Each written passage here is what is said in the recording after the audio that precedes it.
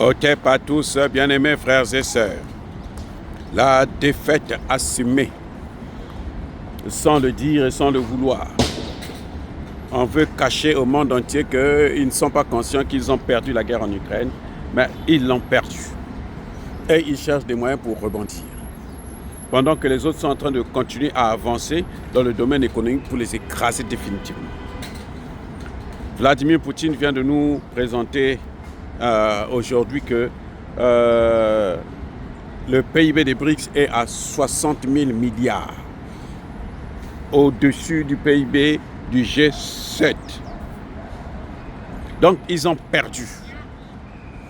Vladimir Poutine vient de nous montrer qu'il n'est pas isolé. Une vingtaine, plus de 20 chefs d'État du monde entier se sont trouvés, et parmi lesquels les plus grands, la Chine, l'Inde, la Russie, comment vous appelez ça, l'Afrique du Sud, l'Iran, l'Arabie Saoudite. Mais attendez, ça dit que c'est incroyable, hein? La défaite, là, c'est un chaos sur chaos, mais alors, oui, battu par forfait. Ils ne peuvent rien faire. Ils vous font croire que bon, il n'y a rien, c'est juste, ils sont en train de jouer, ils ne vont pas avancer loin. Ils sont conscients. La Turquie est même là-bas. Ils pensent qu'ils sont en train de tout faire maintenant en sous-main, en cachette, pour essayer de dissuader les pays pour continuer à aller vers les BRICS. Ils demandent aux BRICS de ne pas s'agrandir, mais c'est trop tard, les amis.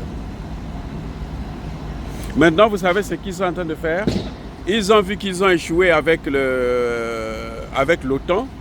Eh bien, ils sont en train de créer maintenant une autre organisation militaire, c'est-à-dire le G7 Défense. Donc, ils veulent avoir maintenant deux organisations militaires pour faire des guerres. Parce que l'OTAN a montré ses limites avec l'Ukraine.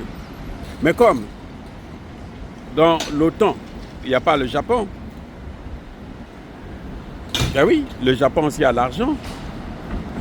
Puisqu'il faut, quand vous voulez faire la guerre, il faut avoir une économie de guerre. Poutine a nommé comme ministre de la Défense, non pas un militaire, mais un économiste.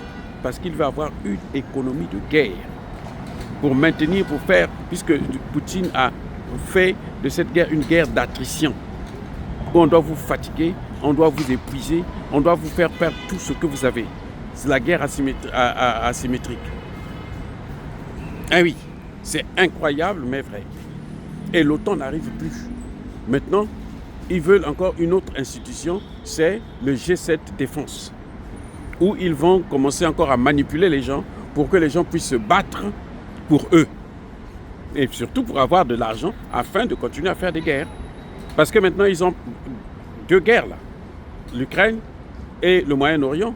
Et ils sont en train d'ouvrir un autre front en Corée du Nord. Et il faut s'attendre à une guerre aussi dans le Pacifique avec la Chine. Donc c'est pour ça qu'ils sont en train de multiplier maintenant, regrouper tous les pays industrialisés. Mais ils ne sont plus les pays les plus industrialisés du monde. Les pays émergents là, c'est eux qui donnent le nom émergent, mais ce sont les pays les plus industrialisés du monde. La Chine est la première puissance économique du monde. Les États-Unis ont la deuxième place. Après, la troisième place est tenue par l'Inde. Et la quatrième place par la Russie. Le Japon vient en cinquième position.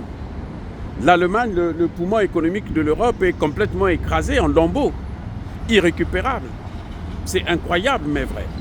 Les amis, ce qui est en train de se passer là, c'est du jamais vu. Ce qui est en train de se passer là, c'est incroyable. Ce qui est en train de se passer là, c'est des choses, c'est-à-dire qu'ils sont en train de tout faire pour boycotter les BRICS, mais les BRICS sont en train de leur donner des chaos. Maintenant, les BRICS sont en train de mettre un système de paiement, je vous avais déjà parlé de ça. Ça s'appelle le BRICS Pay. Eh oui, comment nous allons échanger entre nous les puissances du BRICS et avec les amis des BRICS, en dehors du dollar, en dehors du SWIFT. On peut maintenant faire des échanges, on peut maintenant coopérer, on peut maintenant avancer économiquement. Le G7 est caduc. L'OTAN est caduc. Autant le pacte de Varsovie est mort. On croyait que l'OTAN aussi allait mourir. Les Américains ont cru que c'est une opportunité pour eux, au contraire, de pouvoir se hisser à la tête du monde entier et gouverner, faire de ça un monde multipolaire. Et c'est pour ça que vous avez entendu parler de la création d'un gouvernement mondial, géré par les États-Unis à la tête de ce gouvernement. C'est caduc, le sommet des BRICS là, est en train de mettre fin à tout ça. Les amis, il n'y a rien d'autre qu'ils peuvent faire encore. Personne ne peut arrêter les pays de BRICS. Personne ne peut arrêter Poutine dans la guerre en Ukraine. Le général Zelensky, Zaluzny, celui qui était le chef d'état-major de l'armée ukrainienne, qui est aujourd'hui l'ambassadeur de son pays en Grande-Bretagne, vient de déclarer que la guerre, là, nous ne pouvons pas la gagner. Impossible. Bien-aimés frères et sœurs, nous avons été bercés d'illusions. Les pays africains qui n'ont pas encore compris. Les pays africains qui croient qu'il faut aller encore en Occident pour aller quémander la paix. Je dis bien quémander, pas demander, pas chercher. Quémander la paix. Aller faire s'agenouiller, faire pitié, demander la pitié de ces gens-là. Ils sont finis parce qu'eux-mêmes, ils n'arrivent plus à savoir comment s'en sortir avec cette guerre en Ukraine.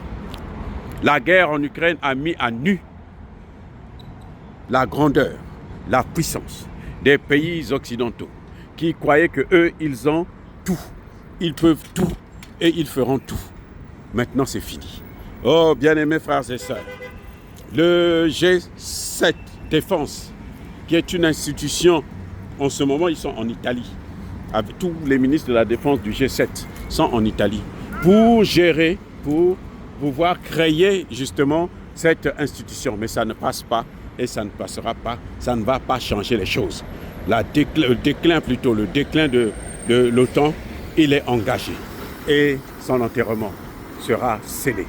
Là, au BRICS, 22-24 à Kazan. Soyez bénis, abondamment bénis par le Dieu de Kémit et par nos ancêtres judiciaires. Mais que tous ceux qui persécutent le continent africain, le pillent et le déstabilisent, qu'ils soient noirs, blancs, chinois, arabes, juifs, indiens ou qui qu'ils soient punis, maudits, foudroyés, neutralisés, écrasés, effacés par le Dieu de Kémit et par nos ancêtres judiciaires. Vive l'Afrique éternelle, j'ai dit, et soyez bénis.